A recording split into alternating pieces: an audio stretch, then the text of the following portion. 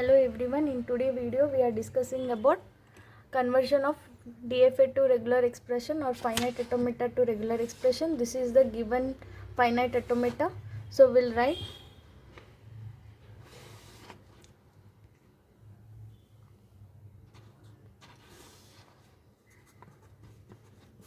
so always in conversion of finite automata to regular expression, the first step is write the incoming state for each and every given state diagram. So here first state is Q1.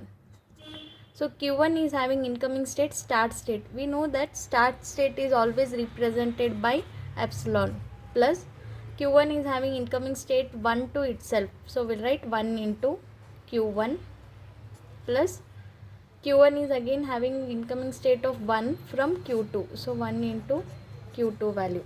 Next Q2 state we have to go. For Q2 we are having 0 from Q1.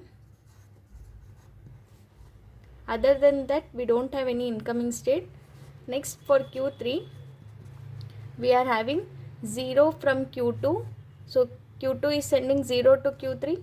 So we'll write 0 into Q2 plus it is having 0 and 1 to itself. So 0 into Q3 plus 1 into Q3. So we'll represent all this as equation 1, equation 2, equation 3. So we'll start substituting equation 1. So from equation 1,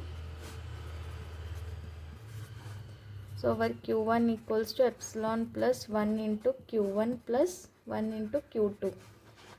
So for this equation we can substitute the value of Q2. So this equation, so from equation 2 substitute value of Q2.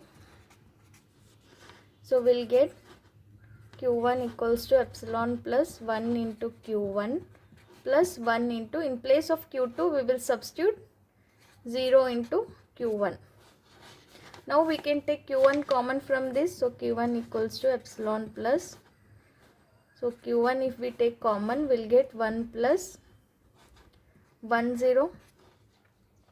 So this is in the form of Arden's equation. So we can say this is in the form of Arden formula.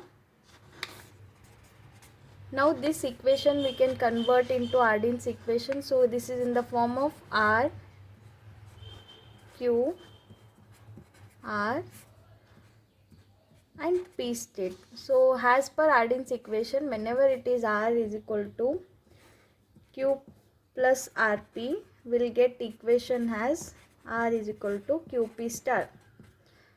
So now the above equation we can represent it as Q1 is equal to epsilon into 1 plus 1 0 whole closure. So we know that, so from formula we know that epsilon into R closure is nothing but R closure itself. So by using this formula we can write Q1 is equal to 1 plus 1 0 into closure. So this is our Q1 equation. Next we have to substitute. So next we have to take the equation Q2.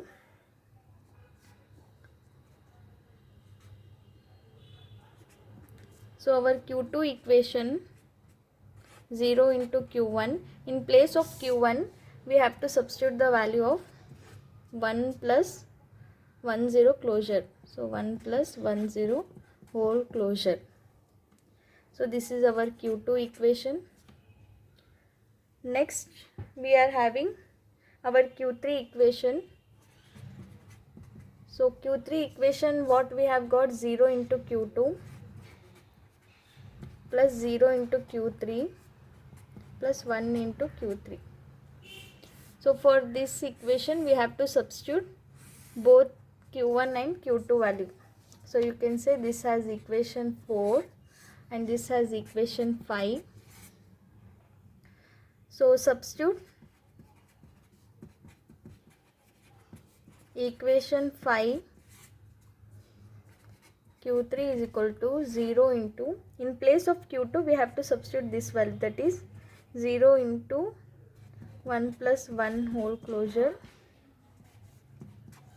plus, in this we can take 0, 1 and Q3 has a common value. Next, now this is again in the form of Ardine's theorem. So we can consider this value as R value, Q value, next P, R. So which is nothing but R is equal to QP closure. So this value we can write it as Q3 into 0 plus 1 plus 1 0 whole closure into 0 plus 1 whole closure. So this is the final equation we'll get.